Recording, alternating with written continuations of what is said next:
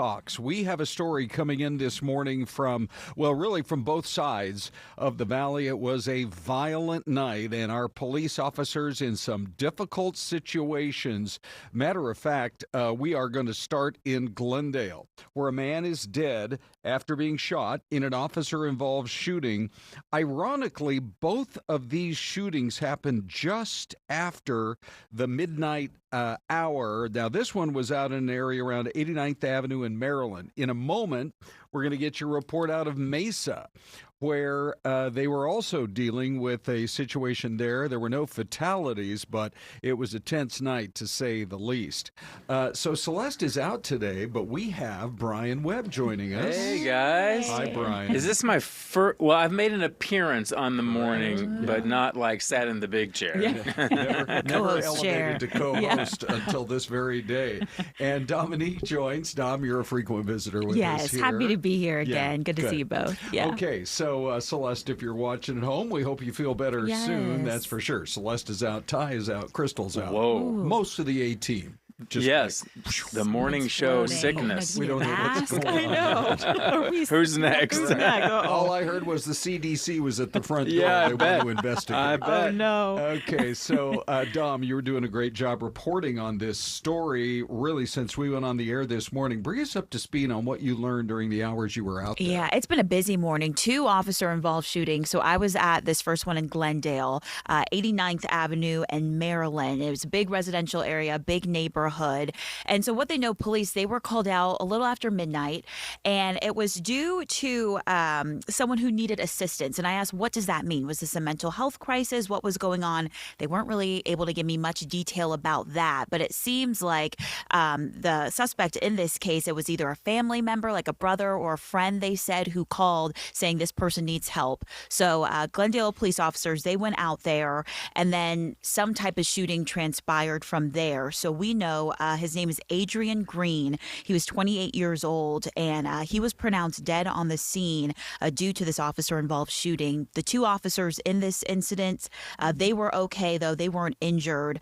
But they did mention, they're prepared, officers in this type of situation, when they don't know what exactly they're walking into, if this is a mental health crisis, whatever may be going on, they do have that preparation beforehand to know how to approach these types of situations. So we were out there. There was taped off. They pushed us really far back when we arrived. It was like 7 police cruisers out there. It was a really active scene, and they blocked off a good chunk of the neighborhood there. Were you able to determine where exactly the shooting happened? Was it right out in front of the residence, or they said outside of a house? Okay. So somewhere further down that street in one of those homes that happened outside. So the shooting victim was shot by one of the officers, yes. At least one open fire. Yeah. I feel for you on these stories. I remember being a morning reporter many times during my career, and it's just so hard to, the neighborhood's asleep, the world's asleep, and you're trying. Usually we rely on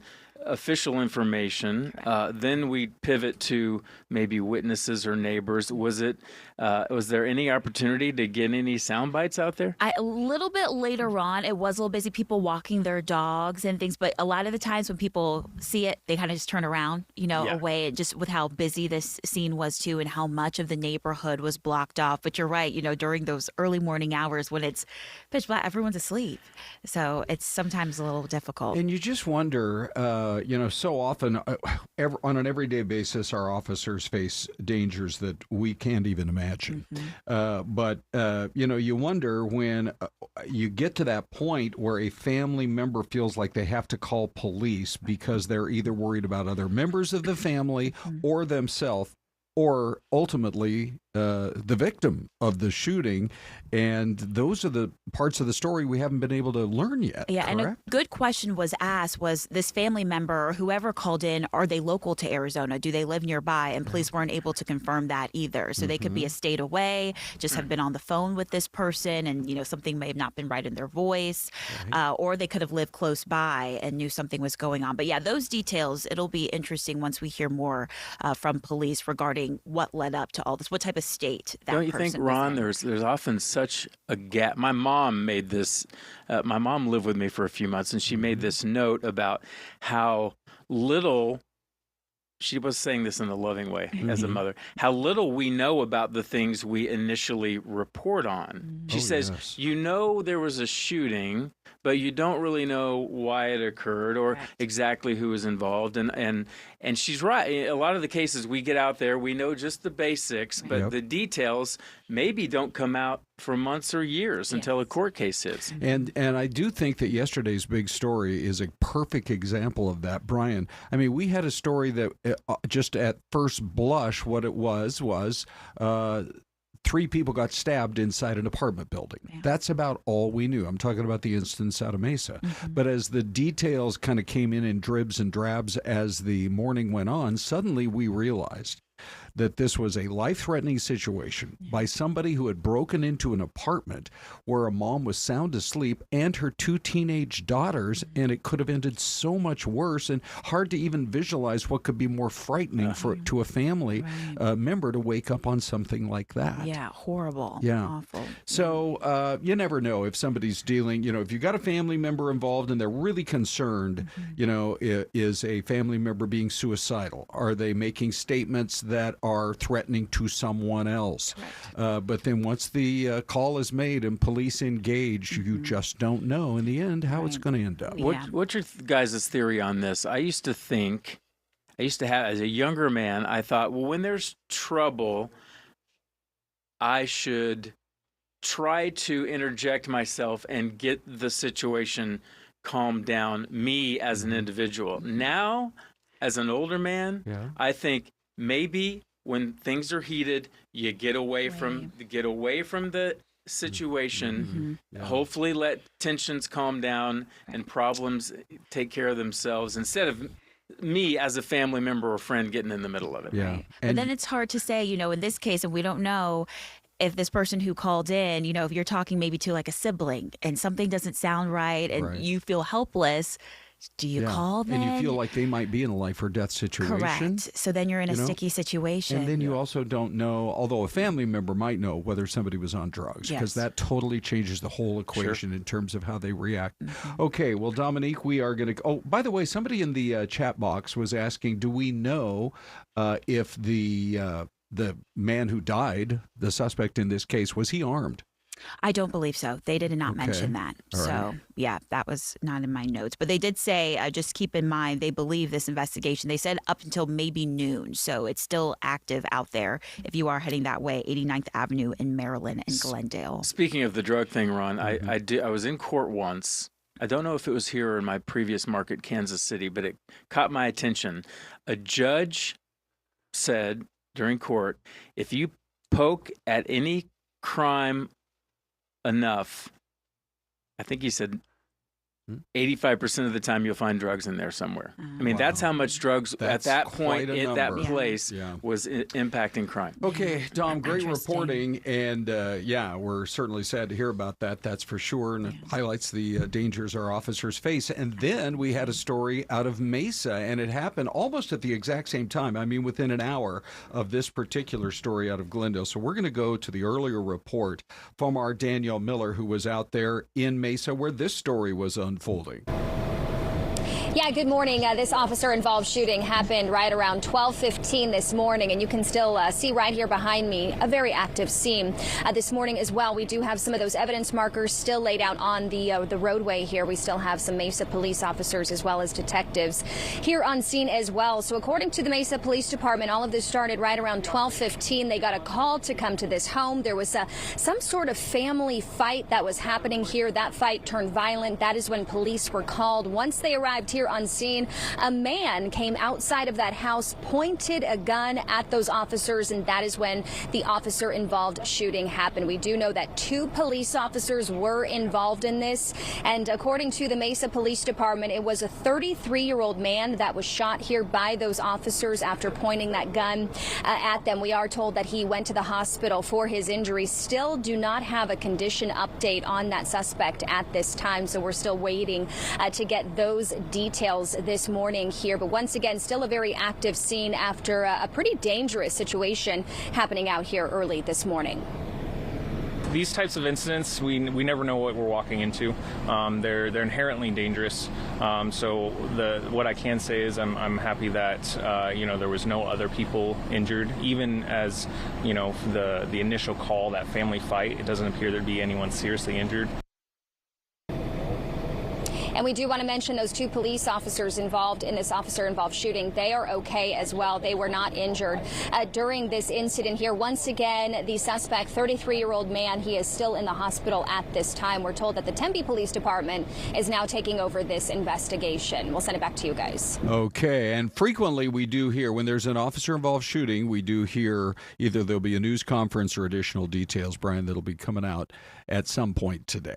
Yeah, they do seem to want to get out ahead of those situations, and I think often a neighboring police department will take the lead on the investigation oftentimes to make sure it's transparent. President Trump and Keir Starmer, he's the British Prime Minister, held a wide-ranging and frankly big headline-making news conference over in the UK. The president has just, my understanding, I think he's just left UK airspace. He had wrapped up and was headed over to Air Force One. So it's been a busy couple of days for him, for sure. But he also even had some comments. We're going to play a pretty good chunk of that news conference for you right after the break. But he did have some interesting comments regarding the suspension of Jimmy Kimmel. And here is our poll question. Love to know what you would think. You can grab that QR code a little bit later this morning. We'll check in with your comments either here on the QR poll or you can go on YouTube. 56% are saying, it seemed like maybe kind of a bad comment, but suspending him was a total overreaction. 28% saying the comment was so out of line, a suspension is the right step. And then you've got a third option there, which is a suspension isn't strong enough. That show ought to be canceled. That's at 16%. Brian, it'll be interesting. People are going to grab that QR code. We already have hundreds and hundreds of votes in our YouTube poll, and we'll start to see these numbers move around as the morning goes on. I think the best theory now, I don't know why people want to mess with this right now. I mean, let the temperature come down a little bit, no matter who you are, is my take. I mean, I wouldn't want to go there. I had also seen a report that, unconfirmed, but that the network was viewing it as a very short-term suspension and would be bringing him back pretty soon. We've got to go to break. Okay. But once again, you grab that QR code. Look at that. The numbers are moving around. We'll see what you have to say, and we will take you to that news conference from overseas next.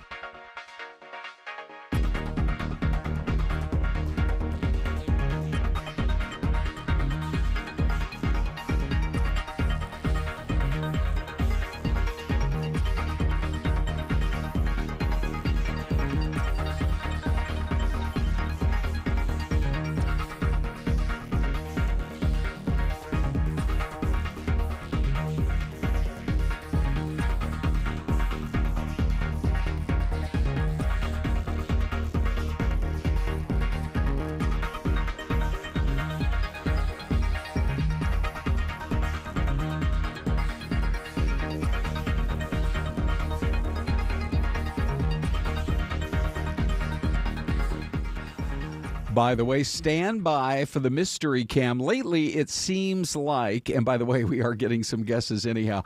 It seems like it fits better at our 10:30 break. So we'll be doing that.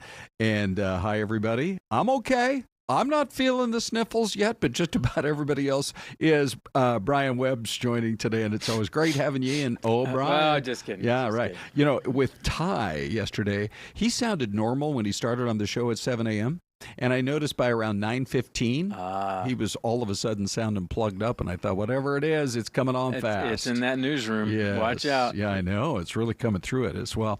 Hey, we have extensive plans on YouTube and fox10phoenix.com to not only bring you the entire Charlie Kirk funeral service from the State Farm Stadium, but we're going to be on YouTube hours beforehand. Sunday morning, you can come and join us, and we'll have some perspective and some preview. We believe Air Force One will be arriving just a few hours before the service itself. But the president actually, you're going to hear the news conference and a big chunk of it.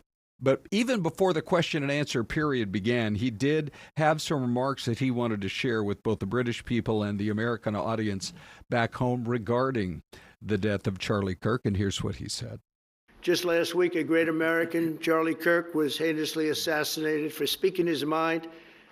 He was a great young man, incredible future. Some people said he might be president someday. I told him, I said, Charlie, I think you have a good shot someday at being president. And he just wanted to take care of youth. He loved youth. I've never seen anybody relate to youth like Charlie, and they related to him. And they're devastated. But I appreciate the many British citizens who have offered their condolences. And again, Charlie was a great person. We'll be going out to a service on Sunday. I'll be leaving with some of the people in this room just to celebrate Charlie and all that he's done. So incredible. Never seen anything like it. Okay, so there's some of the presidential remarks. And again, we will have a full day's worth of coverage for you right here on YouTube and on fox10phoenix.com. Now, to me, these news conferences, once they really get going, the British press, I mean, they're every bit as dogged as we are in this country. And there were a lot of interesting questions being asked. They don't. Yeah, they take it up a notch, don't they? Really? I mean, they let people have it, and it's just kind of it's almost like a tabloid-ish affair every time, even if it's a head of state in town. I don't know the status of all the tabloid newspapers over there, but I think at one point they had close to a dozen. And they were all, it's Fleet Street. I don't know if you've ever been on Fleet Street in London, but it's actually quite impressive with all of the buildings as you go down the street. And who knows if that's where all the newspaper folks ended up. But it's hyper competitive there.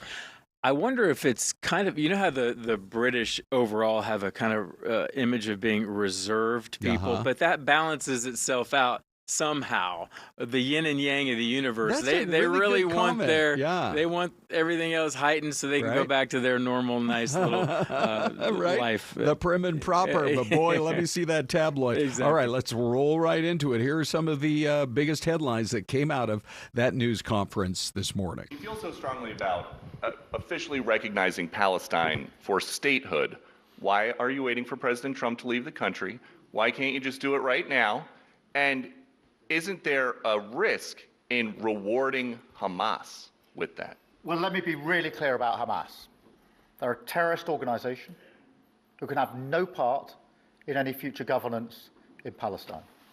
And what happened on October the 7th was the worst attack since the Holocaust. We have extended family in Israel. I understand firsthand the psychological impact that had across Israel. So I know exactly where I stand in relation to Hamas. Hamas, of course, don't want a two-state solution. They don't want peace. They don't want a ceasefire. So I'm very clear where I stand on Hamas. Okay. On the question of recognition, I made my position clear at the end of July as to the timing, which has got nothing to do with this state visit, and I've discussed it with the President, as you would expect amongst two leaders who respect each other and like each other and want to bring about a better solution in the best way that we can. What advice would you give to the man standing next to you on trying to stop illegal migration in Britain? And Prime Minister, if I can just ask, the President is all about drill baby drill in terms of trying to secure American energy and cut bills for Americans. Meanwhile, you are turning Britain's back on oil and gas in favour of renewable energies such as wind turbines. Why do you think that you are right and he is wrong? So we had millions of people flowing in, totally unchecked, totally unvetted from the Biden administration.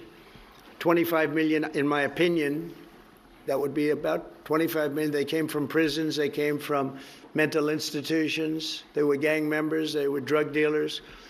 They came from the Congo, they came from all parts of South America, they came from everywhere. Think of it, prisoners from the Congo being released into the United States, prisons opened up in Venezuela and many other countries pouring into the United States. And I couldn't believe it. And one of the reasons I decided to run. I decided to run because I don't want to be controversial, but you see what's happened and you see all the information that's come out. We won in 2020 big. And I said, let's run, we got to run, because I saw what was happening. And the worst thing that I saw was all of these people. You know, we've already solved inflation. We've solved prices. Oil is way down. Energy is way down in the United States. But what I saw happening with millions of people pouring into our country, I couldn't stand to watch it. And we've done a great job. Nobody, if you've seen the last, I appreciate your question, by the way. Nobody, absolutely zero, and I'm not even sure that's possible, but it's a very liberal group that come out with those statistics. The last 3 months, we had zero. From millions of people a year ago, we had zero people enter our country illegally. And we do have people coming in legally through a legal process and testing and lots of other things. I think it's very important, and we speak about it. And I think your situation is very similar. You know, you have people coming in, and I told the Prime Minister I would stop it, and it doesn't matter if you call out the military, it doesn't matter what means you use, but it's going to destroys countries from within. And we're actually now removing a lot of the people that came into our country. It's a very hard chore. We were given a very, very bad hand. Millions of people came in from prisons and mental institutions. We have to remove them. And we are removing them. We have no choice, and I feel very strongly about it. Thank you very much. Jack, let me just deal with the question of returns, because this is obviously an issue we're taking incredibly seriously. We've struck a number of deals, both on cooperation with other countries, because this is a problem right across Europe, to tackle the problem of actually breaking up the gangs that are running this trade. We have had a record number of returns, over 35,000 now since we came into office. That's the highest number for the best part of 10 years. We struck the returns arrangement with France, and notwithstanding the challenges to that scheme, which you've seen in the last few days, a flight went off at 6:15 this morning, successfully returning someone under that scheme. So that is an important step forward. Obviously, there's no silver bullet here. There's a range of things that need to be done. But given the challenges of returning people, it is important that we're able to prove it can be done. It was done. It was done early this morning. So I can confirm that that flight went. It went successfully. And I'm pleased about that. Now we need to ramp that up at scale, which was always envisaged under the scheme. But it's very important that we have been able to prove that the proof of concept, if you like, that this can be done, and will continue in that way. Mr. President, you say that President Putin has let you down. Have negotiations run out of road, and what are your next steps to compel an end to this war? Well, he has let me down. I mean, he's killing many people, and he's losing more people than he's killing. Yeah. I mean, frankly, the Russian soldiers are being killed at a higher rate than the Ukrainian soldiers. But, yeah, he said, let me down. I don't like to see. It's death. You know, it doesn't affect the United States. We have, other than unless you end up in a world war over this thing, you could. This was a thing that would have never happened had I been president. If I were president, it would have never happened. And it didn't happen for 4 years. Most people agree it didn't happen, nor was it close to happening. And I spoke to President Putin about Ukraine. It was the apple of his eye. I've said that many times. It was. But he would have never done what he did. except that he didn't respect the leadership of the United States. They just went through the Afghanistan total disaster for no reason whatsoever. We're going to leave Afghanistan, but we're going to leave it with strength and dignity. And we're going to keep Bagram, the big air base, one of the biggest air bases in the world. We gave it to them for nothing. We're trying to get it back, by the way. Okay, that could be a little breaking news. We're trying to get it back because they need things from us. We want that base back. But one of the reasons we want the base is, as you know, it's an hour away from where China makes its nuclear weapons. So a lot of things are happening, but I am very disappointed in the fact that that one's not settled. And on free speech, that has long lived in this country, free speech. It's one of the founding values of the United Kingdom, and we protect it jealously and fiercely, and always will. And we will bear down on any limits on free speech. I draw a limit between free speech and the speech of those that want to peddle paedophilia and suicide social media to children, and therefore I'm all for free speech.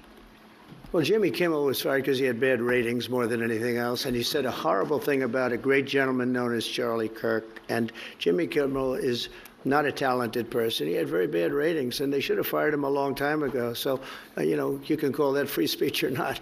He was fired for lack of talent.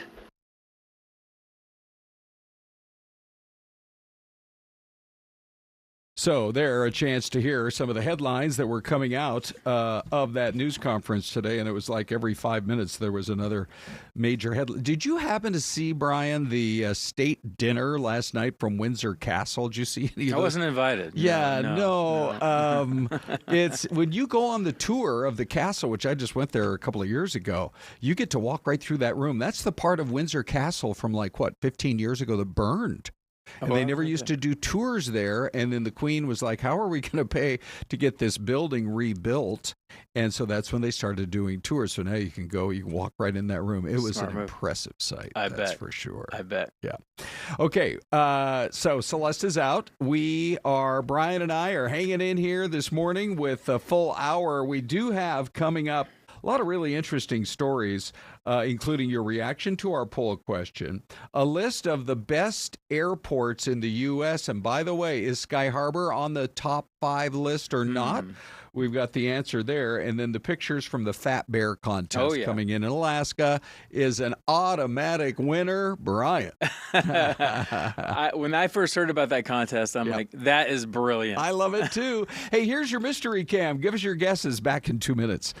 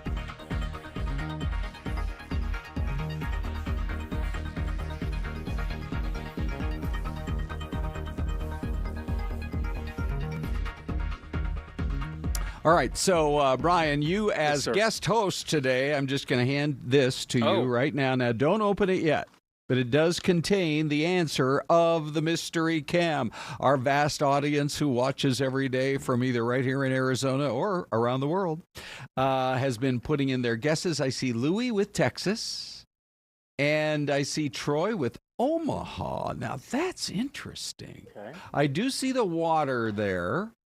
Whatever the town is, it's not like it has, unless the camera is pointed the opposite way, but I don't see a lot of high rises. Right. Kind of a Middleburg kind of town somewhere. Lots of green. The trees are green. Low philosophy is Wyoming.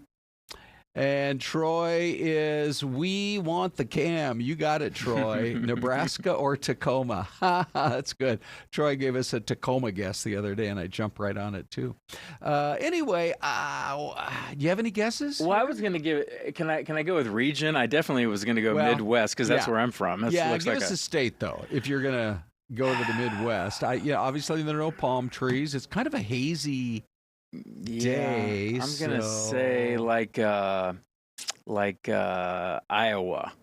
I like that guess. Iowa-ish. Yeah. Iowa-ish. Can I go Iowa-ish? Yeah, sure you can. I guess that would include like southern Minnesota and a little bit of Missouri, some Kansas. Yeah. Okay, so I like Iowa a lot. I think I'm going to go with Minnesota. So we're both kind of in that same range. And here is the answer, everybody. Here we go. By the way, Melinda guessed Eloy, but I don't think it is. Not Eloy. Okay, yeah. All right, you ready? Go ahead and hold it up. Here we go.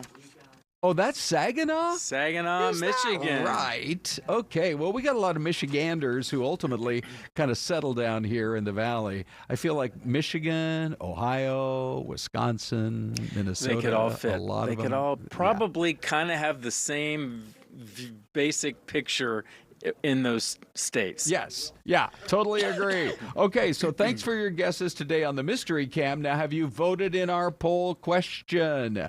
Here is, these numbers have moved around a lot since we first unveiled it. Right now, 39% of you are saying, look, bad comment, but suspending him, big overreaction. 21% saying the comment was so out of line, a suspension feels like the right step. By the way, we don't know. Is it going to be a 1-week suspension or an indefinite forever suspension or a month or whatever? We're still trying to figure that part of it out. 40%, though, are saying a suspension isn't strong enough. The show should be canceled. Brian, we actually roll 2 poll questions out because we get such a huge response on both of them. And we are now approaching 800 votes. Wow. On our, this is also an eye test, unofficial eye chart, eye test. Dave, you like that line right there? Yes, it was great. Okay. So here, let me pop it up bring my one more time. readers. So let's see I don't know if the readers will help or not, but go for it here. So again, we've seen that third option really kind of start to surge, where a suspension isn't strong enough. The show should be canceled. And by the way, I've heard so many people say, well, what did he say that brought this on? So let me just give you the kind of the direct quote if you hadn't heard it. He said, the MAGA gang desperately trying to characterize this kid who murdered Charlie Kirk as anything other than one of them, and doing everything they can to score political points from it.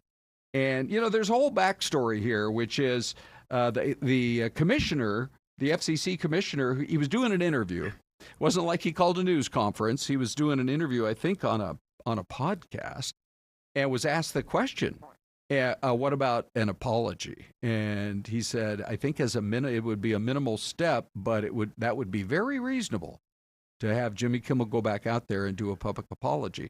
What actually changed, this is my understanding, is that you had some station groups. Nobody just owns one TV station anymore, except maybe for a few smaller markets, but you had some station groups who were making the decision separate from the network, saying, we are not going to carry it. Right. And that more than anything else, kind of was what forced their hand. Even though there's some people who are so outraged about it, they're really saying it's an attack on the First Amendment and freedom of speech and all of that. Does it not come at a time? A lot of those stations were Nexstar, I believe, and they're That's involved one of them. in And then there's another group I heard too. Yeah, Sinclair, and they're involved in. Well, the whole industry is consolidating, so they need FCC approval. So that was one theory that might have played a part in all of this. Right. I had read that too. So who knows? I mean, earlier in the day, maybe a public apology would have settled it. But then it really did kind of take a life of its own. So anyway, just to wrap it up, YouTube, here's what it looks like. 37% are saying suspending him is a total overreaction. 15%, this comment was out of line so much that a suspension feels like the right step. And then pushing 50% now in both of these polls. A suspension isn't strong enough. Based on what got said, the show should be canceled. Or maybe it's not just on that one comment, but a history of it. So we are now going to go to Dave, who has been filtering through. Dave, if we already are pushing 800 votes on YouTube, you got plenty of comments to look at. Yeah, that's right. More than 125 comments on the YouTube poll alone. I think 10 more on our QR code poll. So a lot of really interesting, thoughtful responses on all sides here. Beethoven is God says MAGA is the definition of hypocritical. Remember when you guys were crying about cancel culture? What a joke. John Doe 9389 says Democrats want to defend this guy because he lost his job over his comments as they cheer and celebrate Charlie Kirk losing his life over his comments. Enjoy the in-between says you have the right to free speech, but your employer has the right to set and follow rules. A news anchor can use the F word all day long, but if they use it live on the news, they will be fired. Simple as that. And finally, Sharon in Phoenix says death or murder should never be made fun of. Jimmy is an adult and should never have done what he did. He knows better. Lots of great comments here. Keep them coming. Keep the engagement up. We love hearing from you. So on our show, we have a tendency to kind of keep the thing moving. Yeah. Right? And there are some other headlines that we want to get to. Thank you for your engagement on that. Dave's going to keep looking at your comments. And if you haven't voted yet, be sure to do so.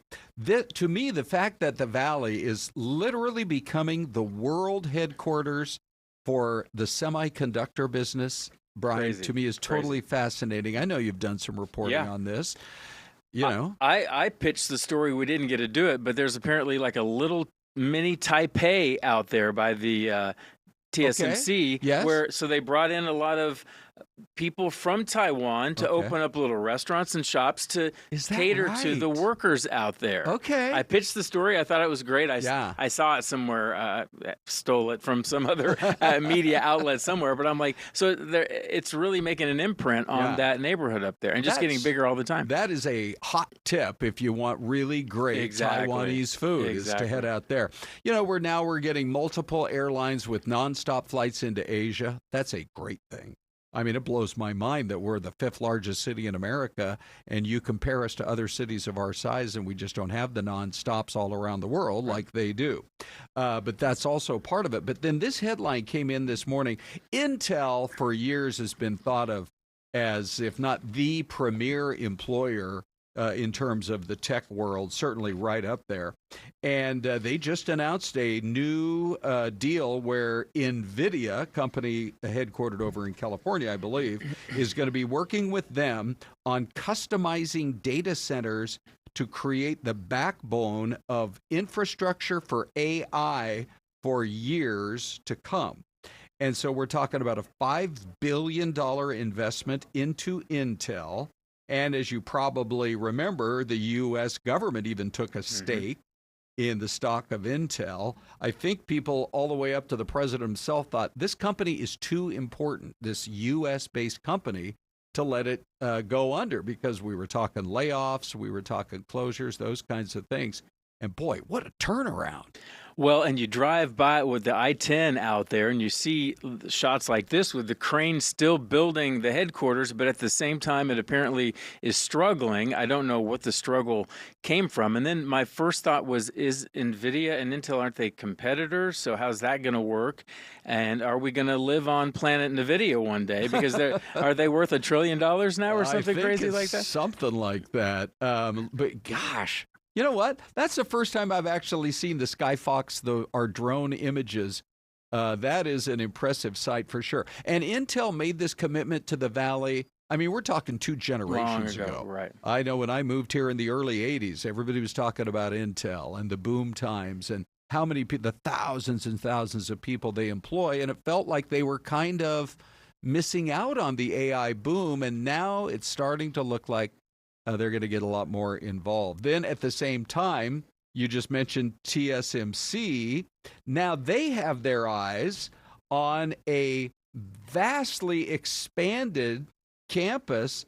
My understanding is, Brian, they're looking at a 6,000-acre additional project. This is from the Phoenix Business Journal. They do a great job saying they're looking at land now south of the 303 and the I-17, and it would be converted into something new called North Park, which would be mixed use, which then would really roll out everything from new homes to new restaurants, retail, a business park. And basically, if you think about it, it's like this. When a hospital goes in, what follows? The surgery centers, the urgent centers, all the doctor knee offices. replacements. Yes, all of that. Exactly. And so I think their thinking up there is we are really kind of like the capital of the U.S. when it comes to semiconductors. Let's create space for the potentially dozens, if not hundreds, of new businesses that are going to want to be nearby us. We have the space, and I've done a few stories on people worried about the water.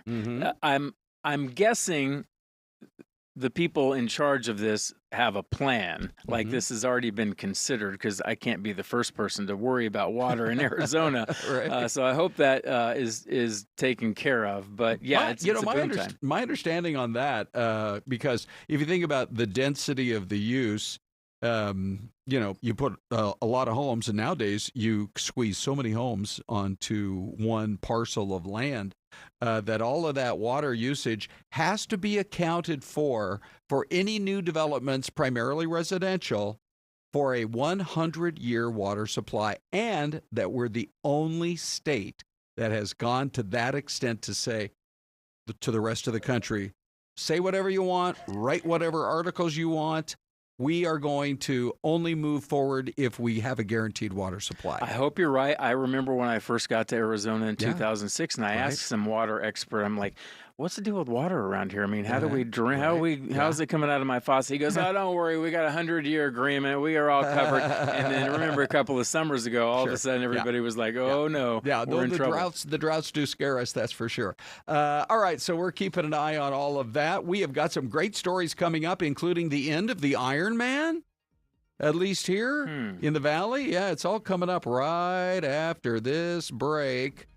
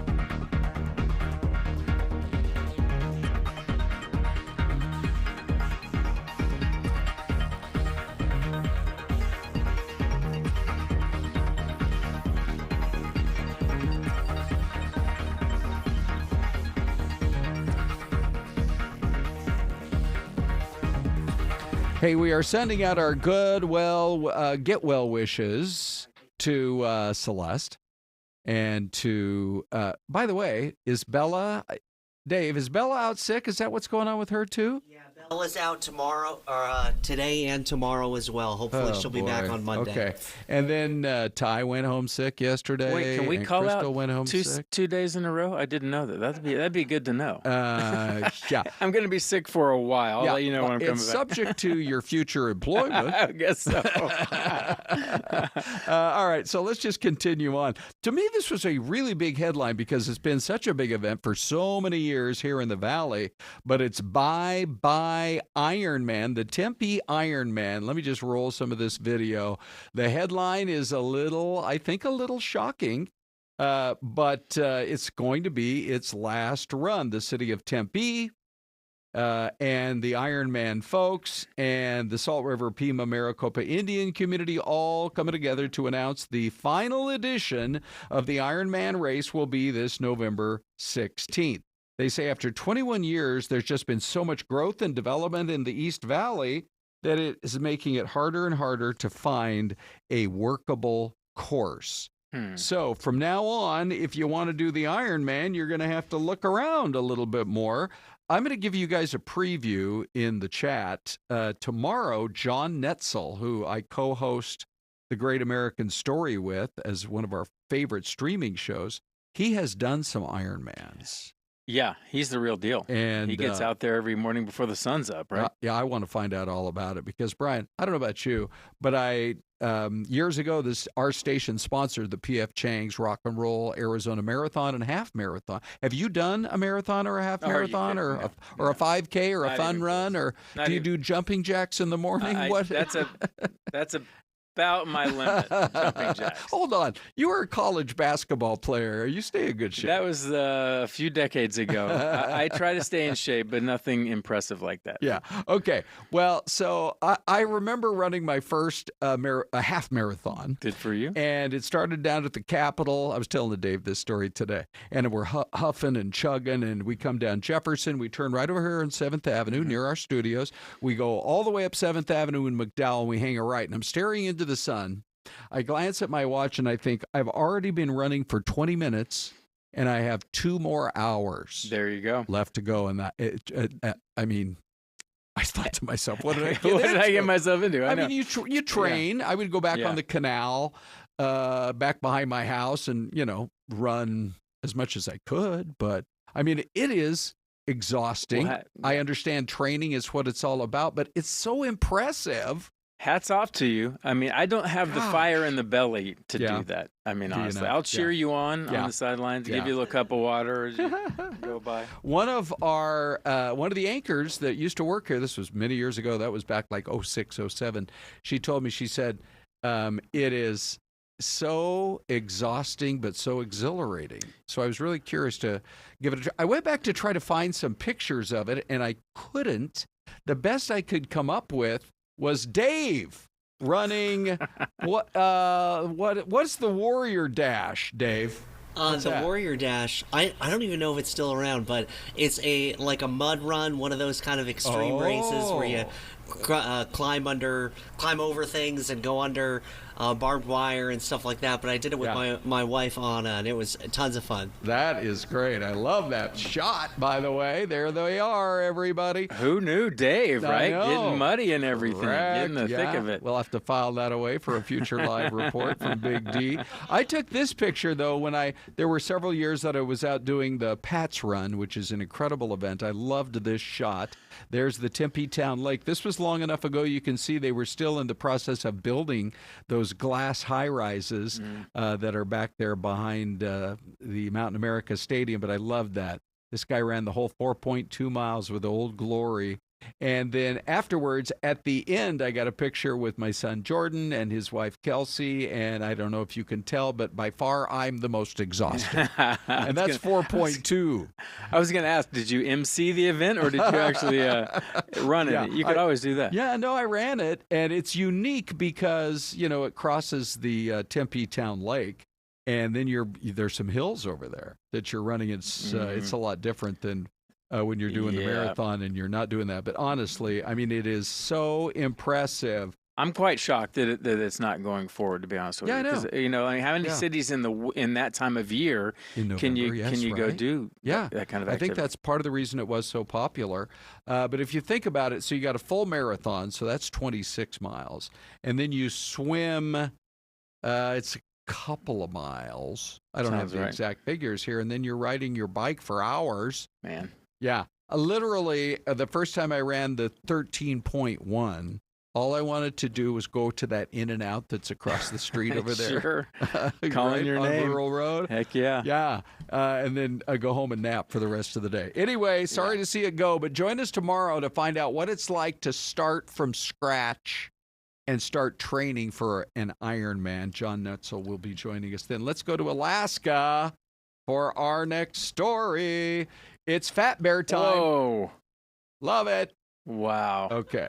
So voting's underway, and now they're branching out. So they have the Fat Bear every year. Now they're doing the Fat Bear Junior competition, which is just like Fat Bear Week, which is the biggest of them all. And now people are voting for their favorite Fat Bear cubs. Look at that salmon. Look at the raw salmon there, the circle of life, Brian. These babies get, what, 700-800 pounds? I guess so. That's 4 times more than me. Look at that guy. I know. Oh, man. my God. How'd you like to tangle with that dude? Look at that right there. I mean, I just want to run this story for the pictures as much as anything else. But anyway, they have, they call it the Chubby Cubby appetizer to the main event, and you can go onto their website, which I'm looking at it. It looks like it's the National Park Service, explore.org. Look at all the that bears hotspot. just waiting for lunch. Talk about In-N-Out burger. Sure That's is. like No waiting in a drive-thru. Like, my turn. Correct. Get out of there. By the way, that's not catch and release right through there. No, that's not at catch all. and start chewing, start gnawing. Anyway, that is going to be a lot of fun. And then Fat Bear Week starts next week on Tuesday, which is not Fat Tuesday.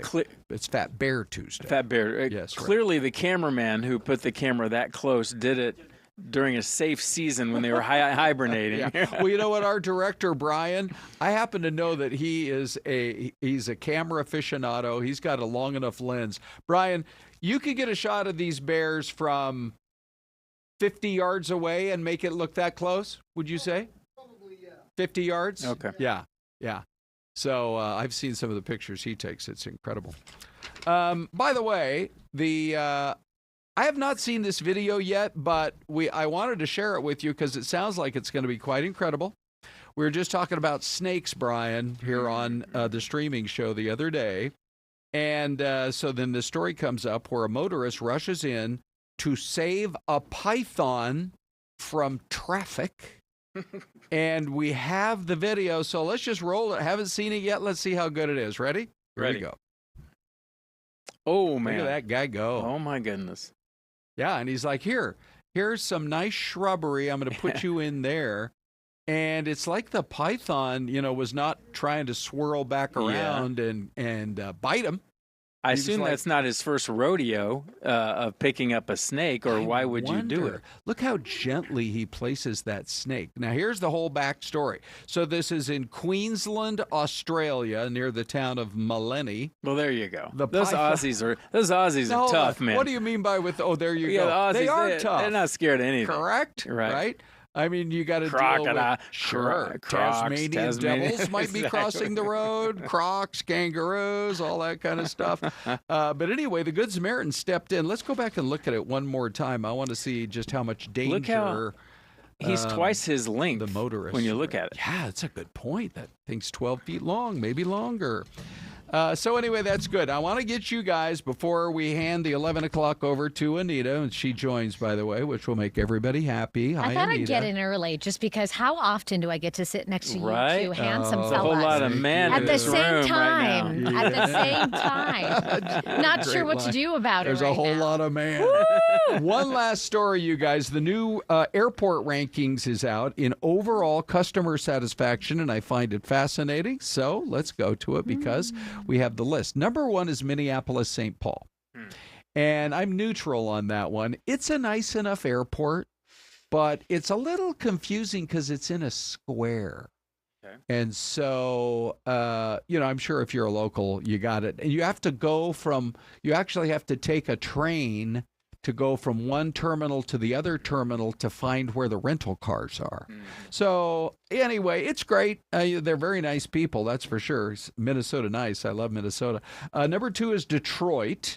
That is an amazing airport. Have either of you guys ever been to DTW? Yes. I love how they run their light rail inside the terminal. It's while you're walking from gate A to gate B, you're looking up and the light rail's right over your head. The one thing I didn't like is, and this is the same, Atlanta was the same way. Yeah. When you travel internationally, you have to exit and then you have to go through security again. Yeah, Minneapolis the same way. I like the airports where you get to stay within the terminal and you don't have to go through TSA again. Yeah. Are you traveling internationally through Detroit? And I'm honestly asking that question because it doesn't seem like a We did, but I don't remember where we were going. Well, Delta, it's a huge Delta hub. Yeah, we did a Delta. Okay. It was a Delta flight. And this past one was Atlanta. That we went through. Yeah.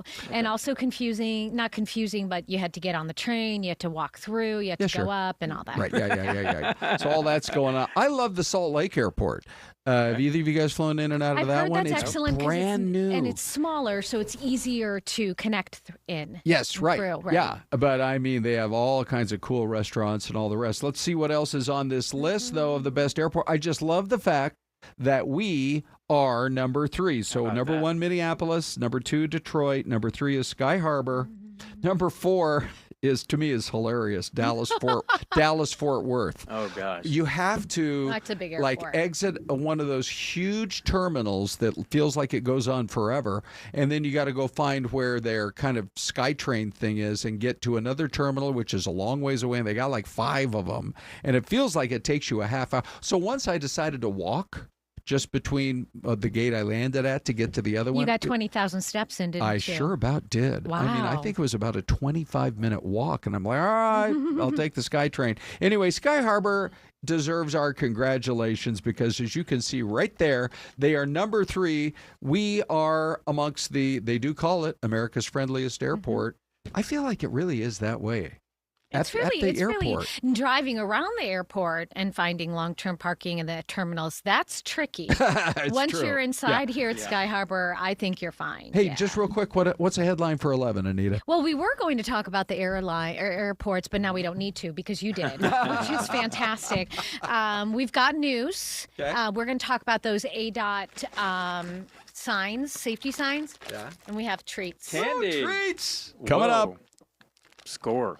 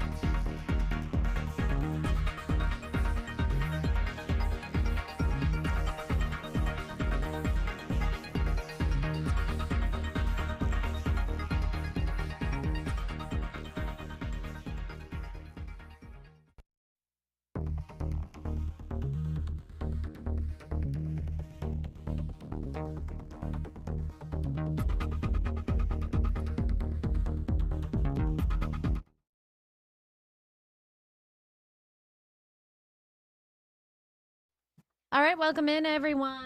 Welcome back. It's 11. I know, it goes by so... Fix the hair and the earpiece. So quickly. I'm throwing these on because I think we have a little bit of sound, so we're going to jump right into news. We have something really fun coming up, Des. I know. Towards the end, so you guys want to stay close. Halloween's coming up, and so we're going to be talking to the Hershey people. I really have to figure out what we're going to be the for costumes. Halloween. Yeah. Do you guys do a family? Absolutely. Theme? Oh, go check my Instagram. Oh, yeah. You better believe it. We were, so we love the Bills. Yeah, we're of course. from Buffalo. Of course. So, of course, my husband was the football coach of the Bills. Cute. D3 was the football player. The girls were the cheerleaders. And I was the referee. How fun. And How fun. with my big old belly. But now Demi's here, so we have to figure out what the family costume is this year. 4, 5, 6 There's 6 of us. I don't know. We're going to have to think about this. If anyone has any suggestions for Des and the crew. D3 really wants to be a police officer now because of my husband. For all the first I was thinking maybe they're the officers and the 3 of us ladies are the bad ones, the bad girls. Here we go. Bust out those handcuffs. Let's talk about some news, shall we? Number one, this is brand new. I am actually just waiting for a text message from our reporter, Kenzie Beach, because she is in court as we speak. This guy right here is 22-year-old Lowell Tucker Dorn, and according to Mesa PD, he is the man responsible for a triple stabbing that took place at an apartment complex. We talked about this yesterday morning. It broke while we were on the air. We had 3 people stabbed, a mom and her 2 teens. One of the daughters was able to get away. Right. And they were, 16 and 18 here. So the daughter's ages here involved. And I think initially,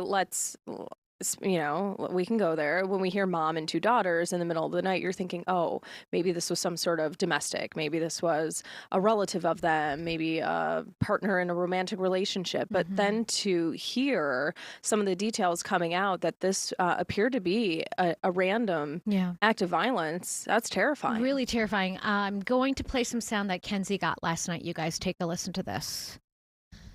She said that she was attacked while she was sleeping. Her family was attacked. An unknown man, unsure how he got in, but he began attacking the 16-year-old and then the 18-year-old and the mother. Initially, they thought maybe the man had taken the 16-year-old because they didn't know where she was at. It was truly a random attack, and this person just happened to find an open door.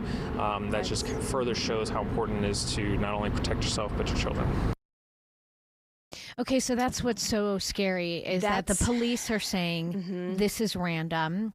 They think maybe a sliding door was left open. Kenzie was giving me a couple of the details. We're going to wait until it all comes out in court, though, and it all comes out in the paperwork. But I was going to say that is the scary part, because this morning on our morning show, we had we did interviews with neighbors, and a woman recalled around 2 or whatever time, early in the morning when you wouldn't be awake, she heard her doorknob kind of moving and, thinking that someone was trying to get in. So it sounds like potentially he was maybe going around and checking doors. Yeah, that 16-year-old was able to made a run for it, flagged down a neighbor, and then that neighbor took him to a family member's house, and they were able to get help. Charles David says, I hope they can find the puppy.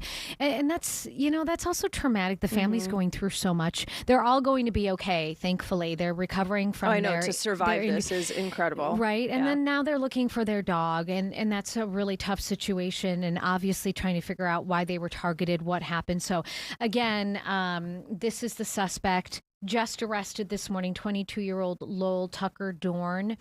And he is going to be making his initial court appearance anytime really this morning.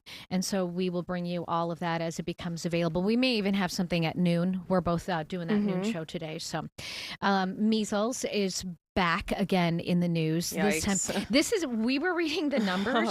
We have 42 confirmed measles cases. This is Colorado City, so a couple of hours outside northern Arizona. But with cold and flu season, COVID season here pretty much, it's creating a lot of concern.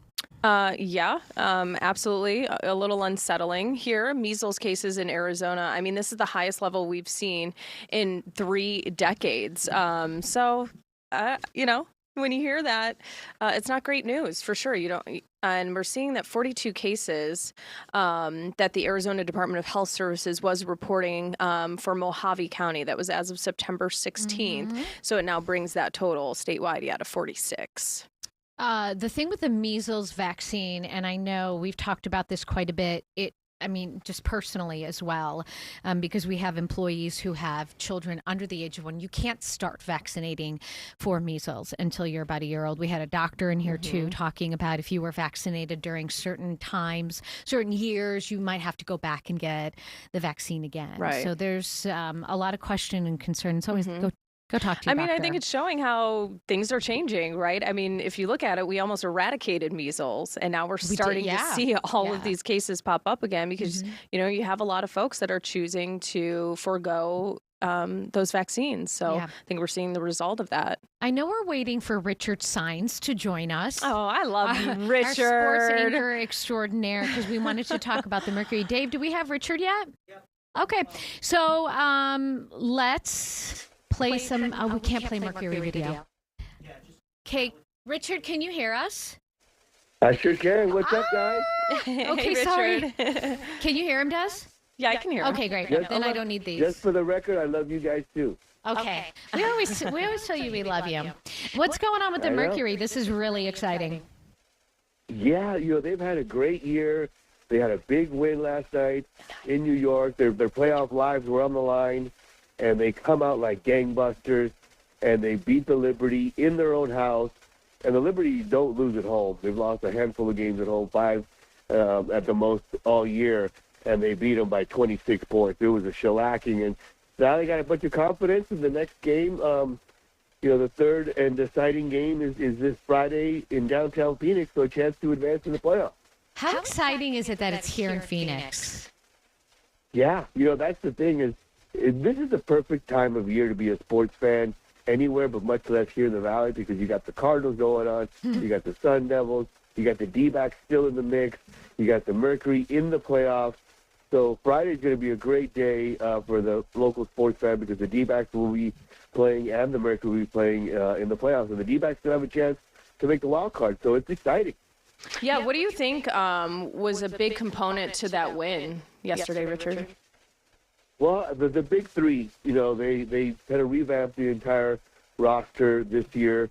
No Diana Taurasi, no Brittany Griner, no Sophie Cunningham. They have Kalea Topper, they have Satu Sabali, and they have Alyssa Thomas, who I think should be the WNBA MVP. I mean, she's just been amazing all year. And the big three came through. They each had 15 points. Copper had 14, and they just came out on fire. They were hitting threes. The funny thing is, they should have won the first game in Phoenix, but Alyssa Thomas had a beautiful move that led to an easy layup that she makes 99 out of 100 times, and she missed it.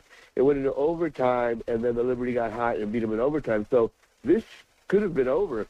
So now that they know, look, we let one slip away in game one, we blow them out in their house in game two, they have to be feeling super confident heading into the third and deciding game on Friday. That is exciting. Hey, we're getting a comment here, Richard, from Melinda, who says, Richard, loved seeing you yesterday, and yes, I'll come to your sports office. Yeah, it's funny because Steve Nielsen bum rushed us, and he just came in the sports office, and so he did a live shot in there. And then yesterday, I was with Brian and Trenton, and she was like, "Yeah, Richard needs to clean up the sports office," and I was like, "Yeah." I go, "Isn't that a sign of a true genius, though, when they have a messy desk?" That's what they say, right? Chaos. The messier the desk, the smarter. Are people forgetting who you are? Like, we need to hire a cleaner for you. Well, but she offered to clean it. I said, I'll give her a Fox T-shirt if she cleans the office. So that's where that kind of came about. But I was showing our candy station, Yeah, a Fox 10 Talks T-shirt. Yeah, right. Yeah. I was just gonna say, Richard, that score last night too. I mean, pretty impressive. 69-47 there. That was a good gap. Yeah, that's the thing. It was a blowout, and the Liberty rarely lose at home. Period. Much less get blown out. And then, like I said, the Liberty kind of got lucky in that first game, and it's a best of three, so the first one to win two. So, the Liberty got to be feeling that they're pretty lucky to even be in the series still, even though they are the defending champs. So they've been here before. Brianna Stewart I love watching her play. They call her Stewie. I think she's one of the best players in the WNBA, if not the best. So it's not going to be easy. Serena Neskew's also on the Liberty. But boy, if you're the Mercury, you've got to be feeling confident with your big three playing so well. Mm-hmm. And Satu is fun to watch. I think her name even more fun to say, too. Yeah. Yeah. And, she was pumped. She hit some threes early. She was getting and the thing about her is she's new to the team, and she was with the Dallas team last year, but she was hurt the whole year, and then she got healthy. And it was interesting to see when she became a free agent and people knew she was available, almost every team, all the star players and all the teams were like trying to get her and recruit her. And I was like, wow, it really goes to show how much respect she has around the league when everybody was trying to get her. And when the Mercury got her, it was a big, big get. And I think part of the reasoning why she decided to choose Phoenix, because she obviously had her choices, was the workout facility that they have. It's state-of-the-art. Matt Ishbia, the owner of the Mercury and the Sun, said, look, we're going to invest in the women's game as well. And they did a Diana Taurasi, training facility with the court and all that. And I think it's really helped, attract attention and bring big-time talent to the Valley.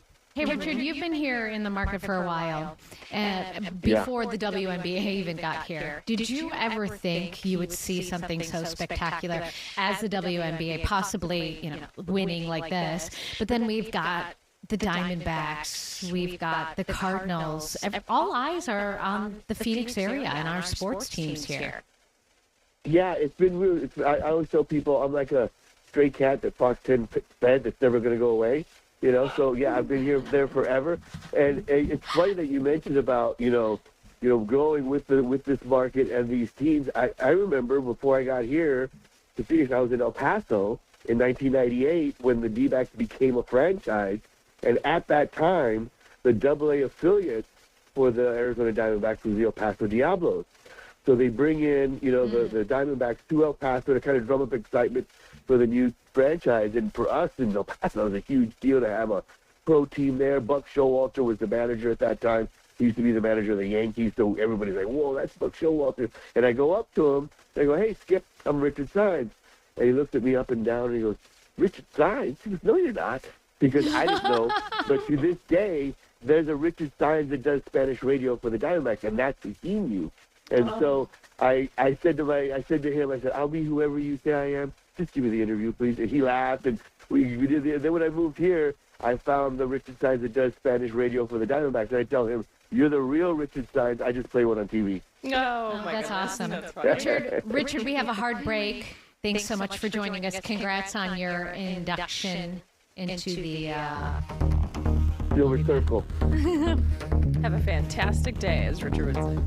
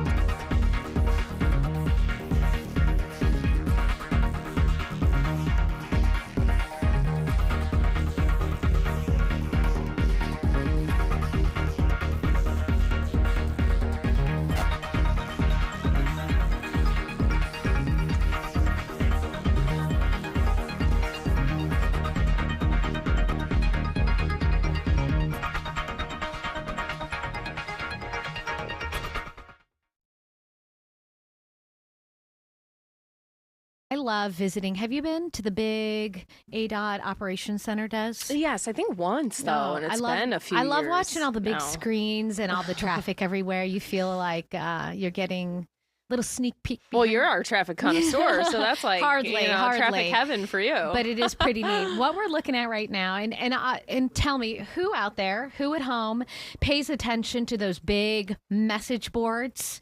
They give you your drive times. If there's a crash, they're letting you know what's happening. And then, of course, we have some of those really fun messages, part of the big contest. I love them. Mm-hmm. Yeah, you better be paying attention to the boards. Are you going to submit for the contest this year? I haven't come up with anything creative yet.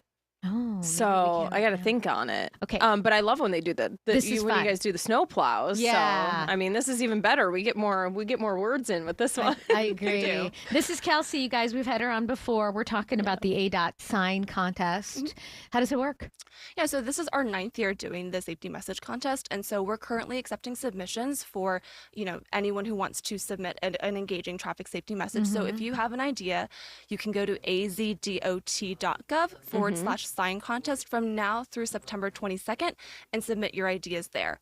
After that submission period closes, ADOT will review all of the entries and select between 10 to 15 finalists for the public to vote on. Okay. And from there, the 2 messages that receive the most votes will be crowned the winners and be put on the overhead message boards statewide. And I'm here on the website now. Yeah, well, I was going to say, if you? anyone at home has any ideas, share them with us. We're not going to take your idea. We won't submit, but I'd love to see what people can come up with on the fly. If you come up with something quick. But on your website here, I like this, drive with care, life has no spare. Yeah, that was last. that's true. That one was of last year's winners. Yeah. And the other winner from last year was watch your speed, not your social feed. That's a good one. And then a crowd favorite from the first year that we did the contest was that's the temperature, not the speed limit. I like that one too. Yeah. A friend of mine submitted something, I can't, be the driver your dog would be proud of or something like that. I just thought that was really funny because you can really go in any direction with these. Yeah, there are a couple of guidelines. I was just going to say the guidelines, though, yeah. There are a couple no of cussing. Of course, no vulgar language. No. PG. Our boards can accommodate 3 lines and 18 characters per line. That includes spaces. And unfortunately, we can't do any hashtags, emojis, or websites or phone numbers. Phone numbers. So. Okay. No emojis. And of course, it has to do with traffic safety. So right. Yeah. I have nothing. I have absolutely nothing. Do you have any ideas? Well, if you need inspiration from previous years, as we mentioned, there's a drive with care, life has no spare, and also watch your speed, not your social feed. The first winner, of course, was that's the temperature, not the speed limit. And of course, in crafting a message, just remember and keep in mind, write something that, or come up with a message that resonates with a lot of people. Right. The reason why we do this contest is really to kickstart conversations about traffic safety. So anything that can promote or encourage safe driving is something that we look for. That catches messages. drivers' attention. Yes. That's relatable to everybody. Correct. Catchy, obviously. But this has got to be exciting in the office, right? When you guys see all these ideas kind of come in. Yeah, we get thousands of submissions every single year, and we love to see that. The last time I checked this morning, we had just over 1,800 so far. Oh my gosh! And we love seeing that because according to national statistics, about 90% of crashes are caused by driver behavior. And what I mean by that is people choosing to speed or drive aggressively or drive impaired, and those are all things we know are unsafe, and we all need to make better decisions behind the wheel. And easily preventable. Yes. Too. Right. I think we're seeing a lot of that too. Let me see. Oh, this is really good. Charles David says, "Don't be a pain. Stay in your lane." Go to azdot.gov /sign. Submit that one before someone steals is it. Absolutely encouraging you to register. There is a hard out September 22nd. Yes. Deadline. Yes. Okay. So you have from now until September 22nd to submit your creative and engaging traffic safety messages. Nothing does nothing. No, nothing yet. I'm looking for the chat. Like Mr. Paul Valine mentioned something to do with call Raffy.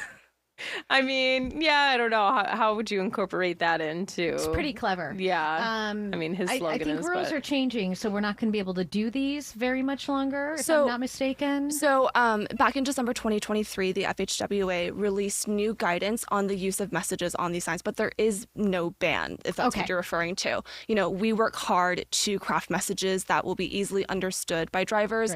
Right. And we make sure that those key messages will be easily understood should. And the response that we get from the public is overwhelmingly positive. But we carefully consider all the messaging that we put on our boards. Okay, that website one more time. Okay, hang on, I got one. Okay. Use your blinker. Don't be a stinker. Good Right? one. I mean, how many of everybody out there driving does not use the blinker? Should she submit? We should have her submit, right? I don't know. You're free to submit. You're free to submit. You're free to submit. And that's she's being nice. I like that one. You guys like Halloween? All right, we're going to switch gears. Halloween? Yeah, Halloween why not? fan? Candy fan? I love candy. Okay. Halloween, obviously.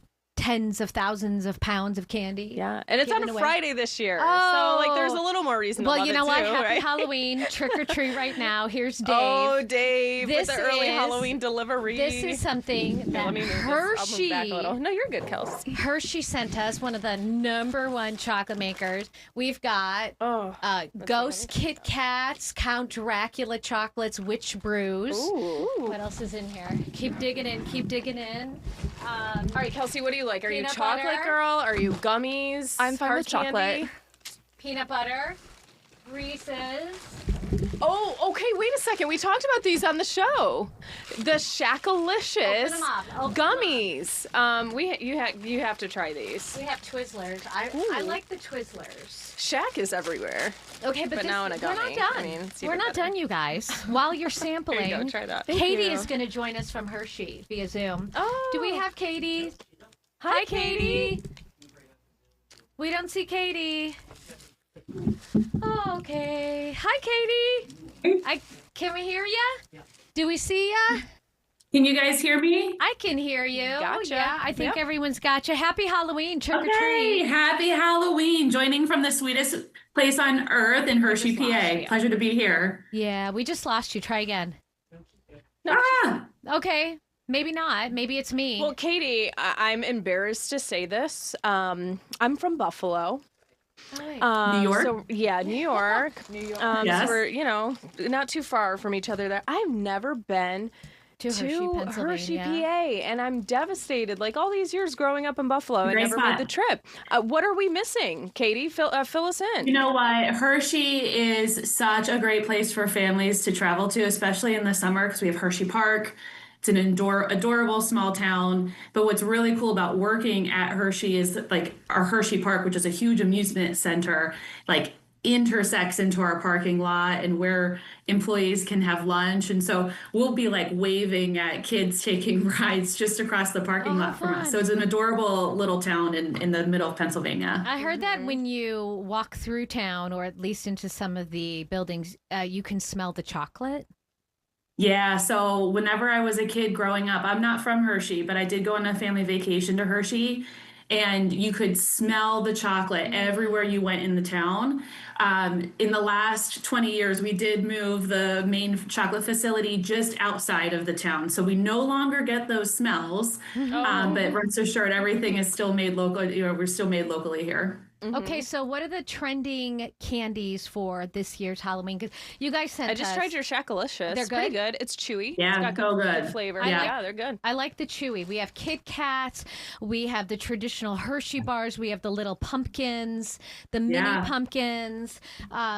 What do you think is going to be a top seller? Do we always see the same one, or does new stuff hit the shelves every year?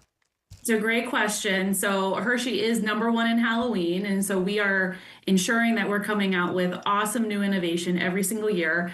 Regardless if you love the chewy sugar sweet candy like Shackalicious, or you're all in on chocolate, we have new innovation for all of it. First and foremost, our Reese's Pumpkins and Reese's Core Cup is the king of Halloween. So we know that's going to show up time and time again. But we have some awesome new innovation. One of the things I'm most excited for, and I think you have it in your bag, is these new Kit Kat counts. Okay. We're taking what consumers love about shapes and we're bringing it into Kit Kat. And first of all, they're adorable, but also they're fun to eat too. So that's one of my favorites. Another cool one that we have coming is a new partnership with Peanuts. It's a great pumpkin Charlie Brown coming on to the Reese's brand. And then finally, kind of another cool partnership we have is on cookies and cream. We have a partnership with Harry Potter that really taps into the vibes of the season, and it's a great fit on both for both partners. Oh yeah, we have that too. Yeah. Oh, so cool. Yeah, that's a cool one. Oh, those are interesting. How do you guys come up with all these? You're obviously watching the trends, maybe to see what's out in the movies or the cartoons or what the kids are liking. Mm-hmm. Yeah, that's a great point. So, first of all, it's like an honor to lead Halloween for Hershey. And I think and breathe Halloween all year long. And so we're thinking about the 2026 Halloween season and even the 2027 Halloween season right now. So we're always staying on top of trends and what consumers are looking for. I'd say the two main things that we pay attention to, though, is first, how are families celebrating the season? So we're staying really tapped into consumer trends and cultural moments and how consumers use candy. The other one that we're paying attention to is really around partnerships and how certain brands show up in Halloween season. And that's why you see Peanuts and Harry Potter show up in our portfolio as well. Yeah, and then you guys have mini pumpkins too, and these. Thank you so much for asking. Yeah, these are my favorite. By the way.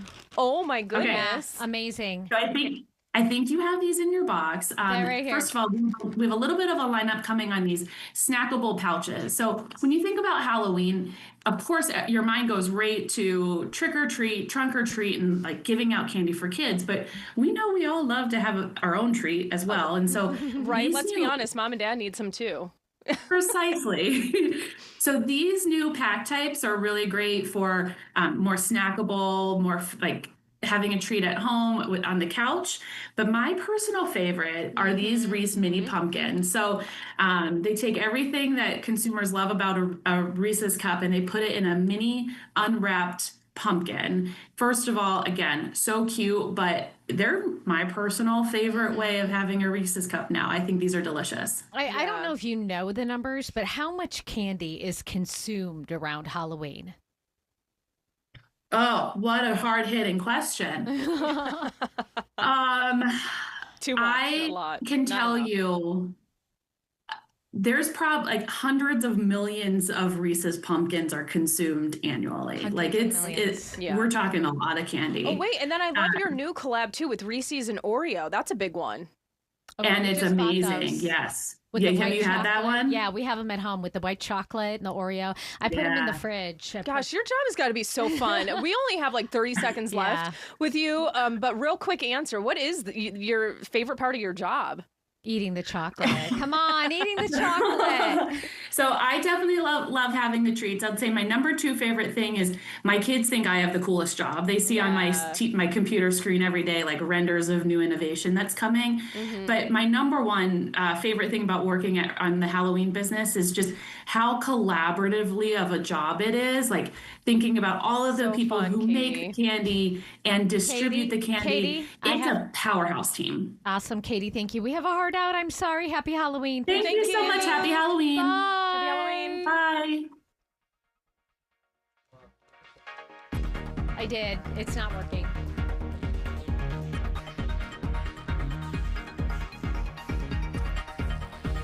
I don't know why. Thank you guys. Great job. Thank you.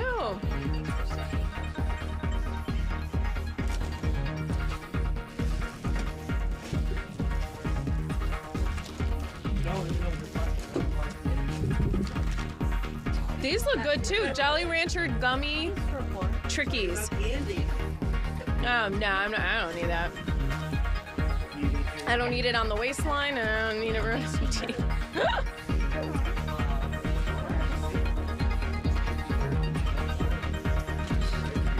I don't know.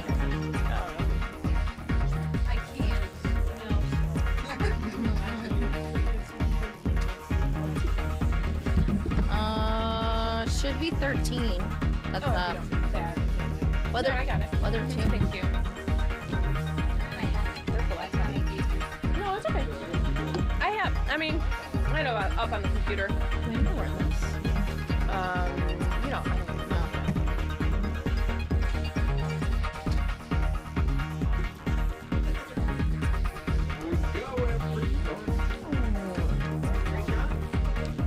Oh, okay, perfect. Thank you. Yeah.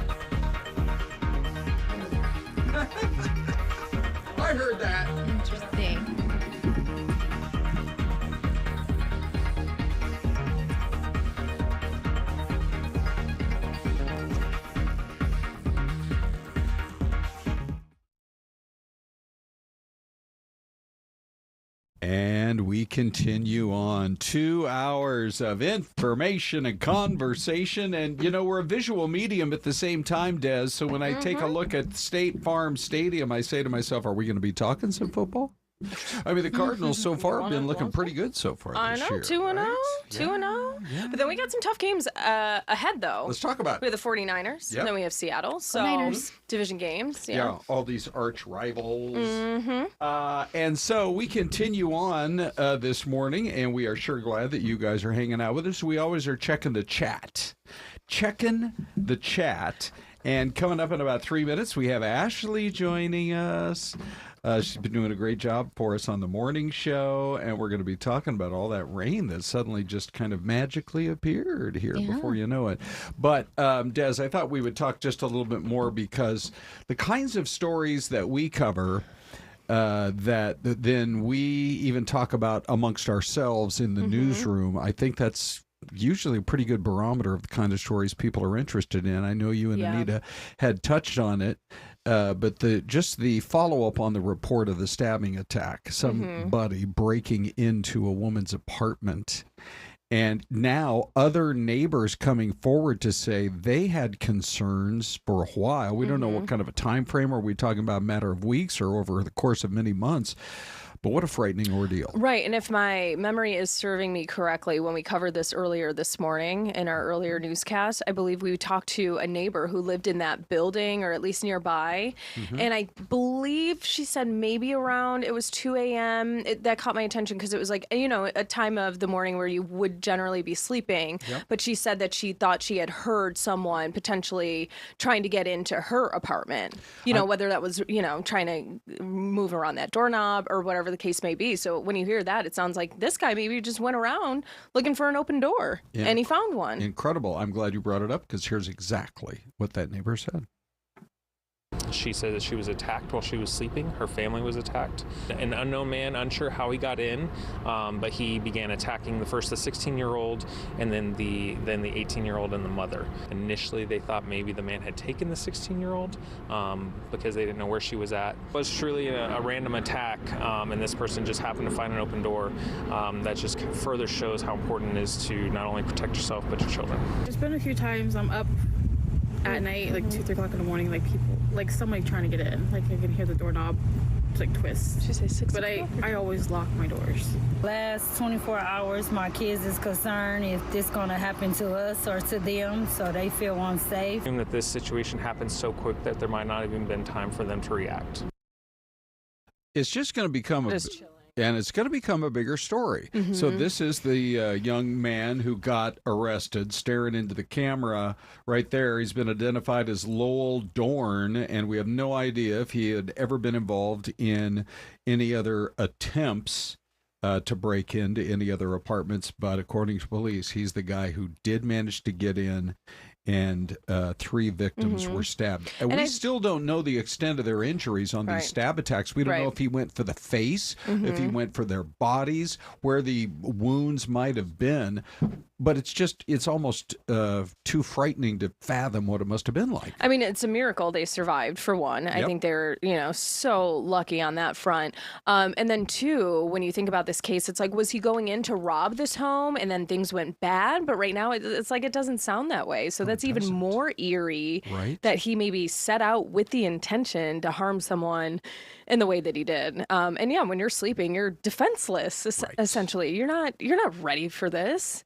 It's just scary. I mean, we all know what happened in a rental house in Idaho a couple of years ago. Yeah, you said that this morning, how eerie. Yes, and I mean, the guy was in and out in a matter of minutes, and he was there with a knife, and it had such deadly consequences. So anyway, Mesa PD moving quickly, making an arrest. But boy, that's a story we're going to have to keep following. All right. Yeah, absolutely. There's something else going on that we just wanted to mention, just in terms of a salute to public servants who gave their lives in the line of duty. This story, though, has kind of an unusual twist to it. Let me share with you what we're talking about. If you saw flags flying at half-staff across the state yesterday, here's why. See Brenna Kulikowski? That's her on the left. That's why flags were lowered on behalf and in honor of her memory. And today, they are flying at half-staff for Damon Thompson. They both died in an on-duty crash along State Route 260 over the weekend. It was Sunday. DPS saying a 46-year-old driver of Pinedale, so that's out there kind of between Show Low and Heber, and can be a pretty busy road for a 2-lane road, to be honest with you, but she crossed the center line into oncoming traffic, collided with their ambulance, and created a crash that killed her and both of those firefighters. So just take a moment to remember them when you see flags at half staff today, which you should see that all over the state of Arizona. And so now young, you know too. why. Both, yes, right? You know, and so willing to be out there and serving, and you just never know how life can be gone in an instant. So we all need to be grateful for every day we're given. That's for sure. Okay, Fox 10 Talks provides information, conversation, and the forecast. Ashley. Hey guys! So, boom! Here Smile, we go. you're on camera. Yeah. Gotcha. You see All my right. eye bags? It was up So, early this morning. Hey, your fans from Weather and Whatever have been all over the chat box this morning saying, we need more Ashley. Is so Mr. P out there? Melinda, I yes, saw. right. Yeah. Well, I see we- some familiar names. Yes. Hey guys. Yeah, for sure. Okay, so, you know, Crystal, it's funny because she's homesick today, and I'm sure it's driving her crazy because she's been talking all week about this weather event that was coming, right, Des? Oh my God! Okay, Crystal is such a weather nerd, Oh, and she's not going to gosh, get mad at me yes. for saying that because Right. we're like this. But the last time we got a big monsoon storm, she was out of town. I know. And Yeah, now she's this sick, one, and we're getting right. some rain activity. Yeah. But Well, yeah, she's home missing it. She's home checking the millibars. She probably is. Right Yeah. now. Let me just tell you that. So, Ashley, walk us through what happened, and I'm going to call up your weather maps because I know you brought them in as well. Give us the 411. Yeah, so we got the remnants of Tropical Storm Mario, and I just wanted to start with some rain totals because we had some pretty fast-moving storms that produced some measurable rain. So that stands out to us. Circle City, about 17 miles northeast, I'm going to say, of Surprise, got a little over half of an inch. So that's pretty impressive, that 8 o'clock hour. We had the storms push through, bringing us some of that tropical moisture. Now, right now, though, that's a look at Fox Vision. Some of those showers have now lifted and shifted further up north. We are, though, going to get another wave of showers later on tonight. So we are not done with that rain. And neither is Southern California. They're getting hit the hardest. They're under multiple flood alerts because of some flooding concerns due to these slow-moving storms. And you can see offshore the remnants of that system is moving towards the west end. So we are definitely keeping tabs on our next-door neighbors in California. It looks as if San Fran, that's where my folks are, not likely to get hit as hard as far southern areas. But again, right now, as you join us this hour, things are looking pretty dry. Oh, looks like we're playing some games with my graphics here, but it looks as though putting that futurecast into motion, we're going to start to see some widely isolated to scattered showers popping up. Heads up to Linda Monterth and kind Safford. of all over, though. Yeah. Yeah. Safford. There you go. It's- Plus all our loyal viewers in Payson and Kingman. We got them all over the state. All over. So pretty messy. On and off showers, at least scattered. That 10 o'clock hour could get a cell further east of the valley.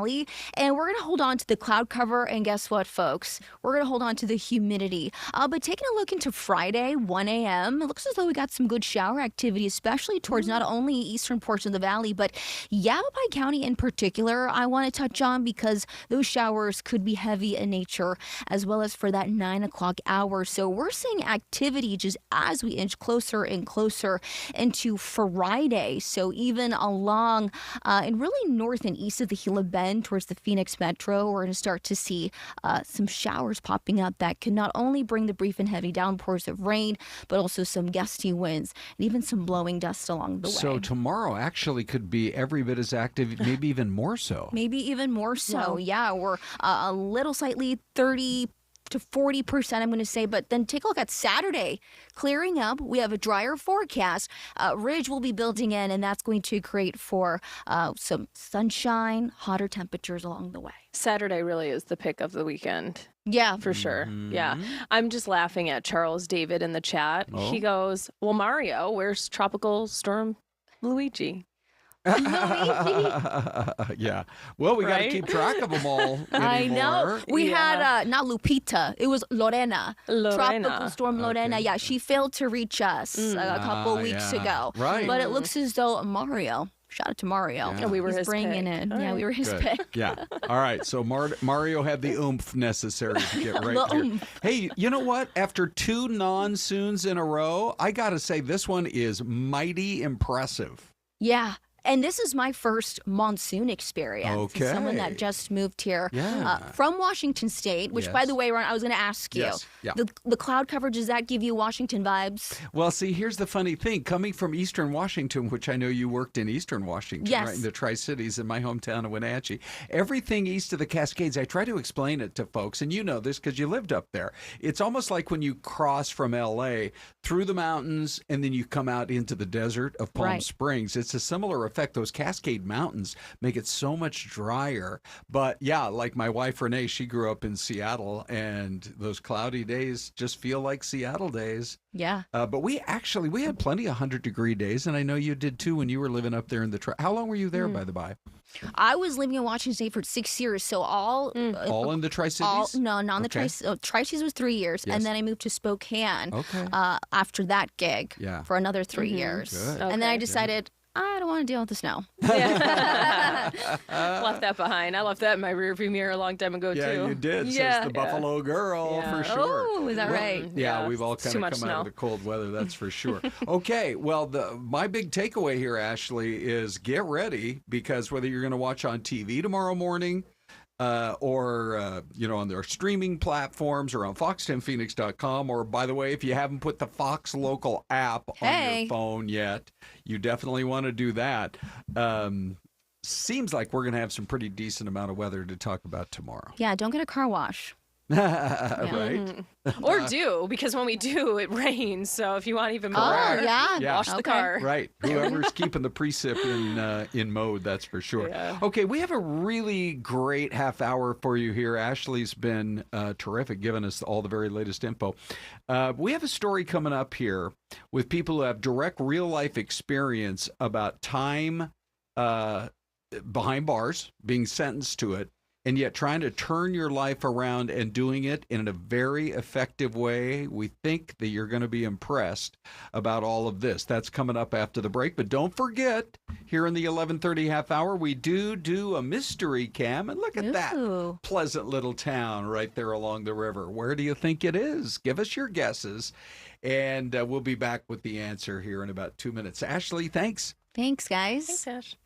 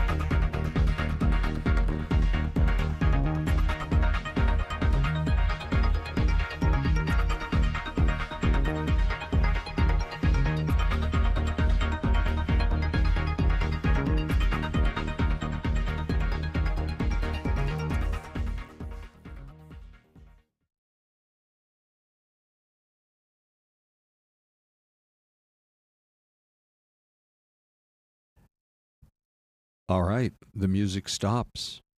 And we continue. So let's see, mystery cam time. And so hang on just 1 second here. I'm going to have you guys just scoot about an inch. I just need to, this thing cuts in and out. There we go. Perfect. Yeah, we have some guests coming. Yes, we do. For you guys. We're excited about it, situated. too. Okay, so Vermont, says Charles David. Louis Gonzalez says Alabama. Patricia says West Virginia. Darla says no, Mississippi. And Brandon Miguel says Missouri, Des. So we are literally all over Literally the everywhere. map. Yeah. What guests do you like, or what are you thinking? So it's hill country. You can see that for sure. So it's not, in the flat part of the Midwest, but it doesn't look like the West Coast. So I'm thinking an Ohio or a Kentucky or a Virginia or I think we saw a West Virginian somewhere in there. Maybe. Did someone say Tennessee or no? Yeah, it could be a Tennessee. I don't know. It doesn't. I'm not It doesn't thinking look like Tennessee. a Tennessee town. I am going to. And something right on the water. I'm going to go too. Virginia. I'll go West Virginia. Okay, Yeah. I like Mississippi. I'll go with Darla. Okay. But she's like Mississippi, Alabama. I don't know. Okay, All right, here's let's the see reveal. what you got. Here's the answer, everybody.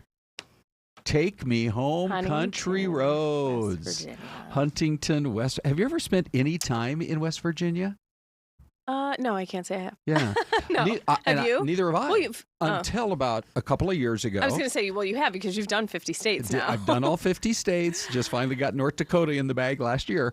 But yeah, no, I went through Ohio and then crossed into, I think it's Charleston, maybe, is the state capital there.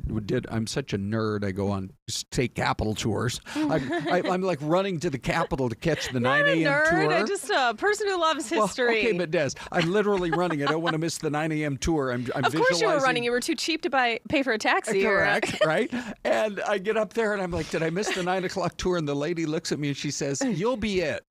You'll be it. Oh, she was waiting for you. There's one person There's one. for the 9 a.m. tour. Anyway, hey, when it does... Okay, I hope I wasn't mean there. I don't want anybody coming at me in the Des, chat. you are the best. Ron Come is on. frugal. We know this. Correct. We joke about it. Yes, right. Okay. Frugality is the byword for the Hooner. But when it comes to travel, we are bursting our buttons with pride for Sky Harbor Airport. Congrats, Sky Harbor. Number 3 in America. This is based on customer satisfaction of passengers who fly in and out of airports. So you got Harry Reid at 5. That's obviously Vegas. And then you have DFW at 4.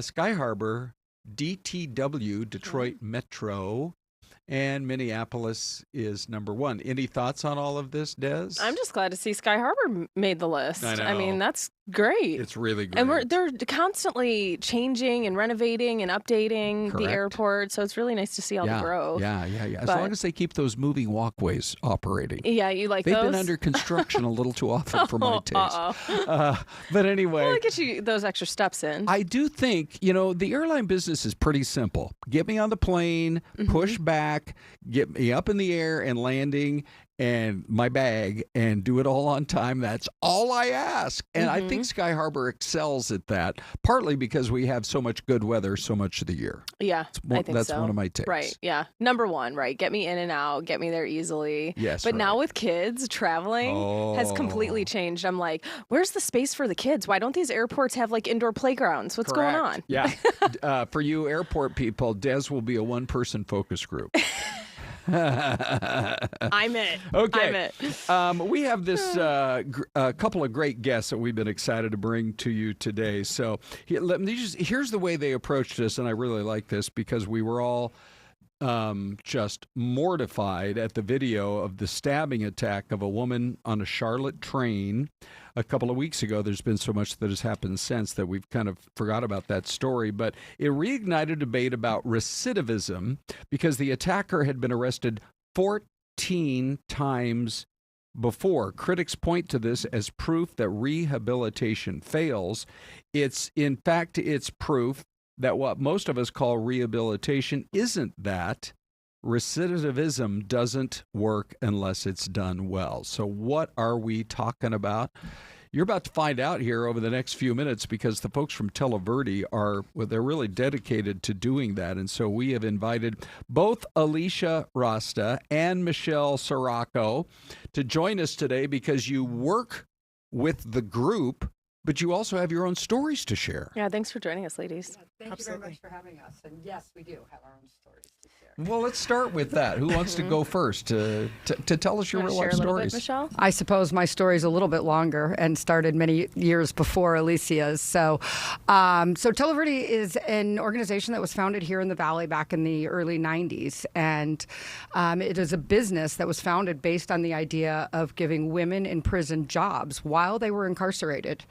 To learn professional skills and build a business that would be profitable while preparing them to come back into the community. And so my personal story is back in the 90s, after I had done an incredible job of making an incredible mess of my life, I found myself facing down a 7-year prison sentence. Wow. And where were you serving? Here in Arizona. Okay. And when I got there, I knew that if there was one thing I wanted to do was I wanted to use my time to turn my life around. Okay. And I heard about this company called Tel-Averie, and rumor had it if you could get a job there while you were incarcerated and you were good at it, you could get a job at the corporate office when you got out. Wow. And so that was the plan, and that was the journey. I know you guys provided some video. Hang on one second here. We're going to go with the Tel-Averie video. Just one second. Here we go. All right. So tell us how, again, related to your personal story, and then we'll get Alicia's. How did it unfold for you? So like I said, I heard about this job and I was determined that What was the job? The job was working in a call center. Okay. That is essentially all I knew about it at that moment. And when I got there and I learned more about it, it was working in a call center on behalf of some of the biggest technology companies in the world. Right. Calling business executives and having conversations with them about their business challenges and scheduling appointments for their sales reps to meet with them to sell them big technology solutions. At what point in your journey, was it the very first day where you said, wow, I'm getting it here, I am going to move to a completely different life? Or was it a month in, or was it many months in to where you said, this is really working for me? The job? Your life, how you were turning your life around. I think it was early on when I got there. It was a decision I made. I was given the best advice of my life and was told that I could use my time to turn my life around and become a better version of myself. Mm-hmm. And so that became the mission, everything I needed to do to take care of all the things that had gone wrong with me in my life, personally, professionally, physically, mentally, emotionally, spiritually, seeking out the programs and the supports that I needed to be able to treat myself. And then I also knew I had a felony conviction, and I knew that I was going to have to get a job when I got out. And who was going to hire me? But there were going to be challenges. Yeah, I had no skills, I had no education, and now I had a felony conviction. And so I started working on education and training and learning things that I could do. And then I got the job at Tel-Averie. And Alicia, for you, why this passion for rehabilitation and programs like this? So my story started about 10 years after Michelle's, and I was lucky enough to be able to see living proof of success. And my role now is to lead sales globally. You can come a little closer to the mic just so everybody can hear you. My role now is to lead global sales for Tel-Averie, which gives us the opportunity that with every new client that we bring in, we're literally affording life-changing opportunities to other women. And having the ability to see these women grow from where they started into top salespeople, and then coming home and going to work at some of the biggest technology companies that you've heard of very successfully in their sales organizations. That's, you can't replace that feeling. And you two are great examples, obviously, but what do you want employers to know about that particular, population of potential employees? Because let's admit it, you kind of come with a scarlet letter that everyone sees initially, and that's a big hurdle to overcome.